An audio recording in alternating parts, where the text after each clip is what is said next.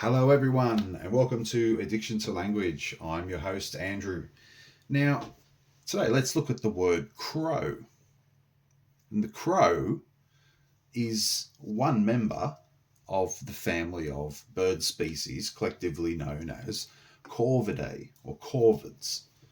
Okay, and Corvidae is the Latin word for all of these crow-related species. It's the collective noun or the scientific name for this family of birds. But notice here that the first three letters in the word Corvidae are C-O-R, and the first three letters in the word crow are C-R-O. Okay, so the crow and the caw are the same word referring to the same thing, the same animal, okay, just with the letters arranged in a slightly different order. Now, in isolation, this would be a nifty little coincidence.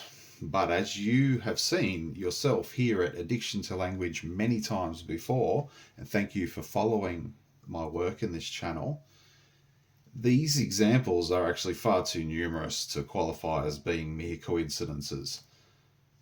Okay, this is indicative of a secret, deeper underlying code behind language that's powering the structure and purpose of our language. Now, to make matters even more interesting, another type of corvid bird is a rook. It's basically the Central Asiatic region, I think Russia through across into Mongolia and China. Okay, it's their version of the crow.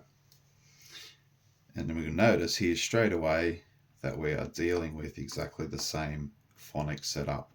The K in place of the C, the hard C. We're just using a different symbol there, guys. Okay, we're still dealing with the phonic K, and we have the R and the O.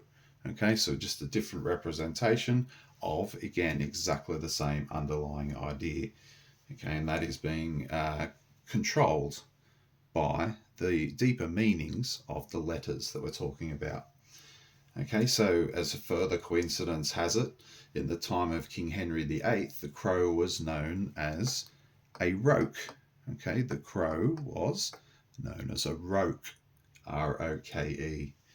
Okay, so again, we are basically just rearranging R-O-K-E into K-R-O-E.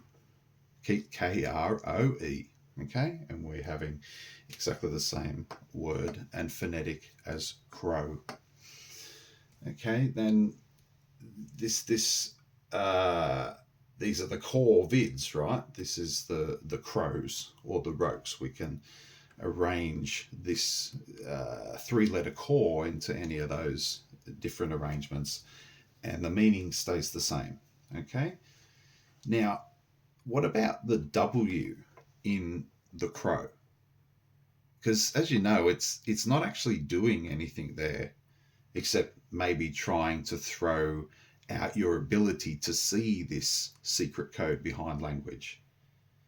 Why is crow spelt with what is essentially a silent W? Because if we just get rid of that, we're just still crow, and if we have the W, it is still crow. Okay, so there must be some sort of reason for this. And the reason is, if you were to use the correct Latin original pronunciation of the word corvidae, you will actually be announcing the letter V as a W phonic. The V was a W sound. Okay, and so to pronounce it correctly in Latin, you would say corvidae. And there it is. That is the reason for the cheeky silent W at the end of the word crow, is because it is actually a carry through secretly from the original pronunciation phonic. Okay, not the spelling, because again, the V and W spelling change versus the phonic is like the K and the C interchange, and that's all a great big mess.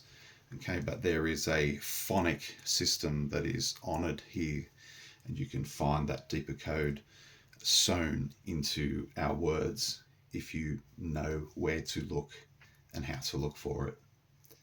Okay, I hope this core video has helped you begin to see. That's what the V-Day means. It refers to sight. Okay, I hope this core video has helped you begin to see the secret code behind language 2, because I think it's something to really crow about. All right, until next time.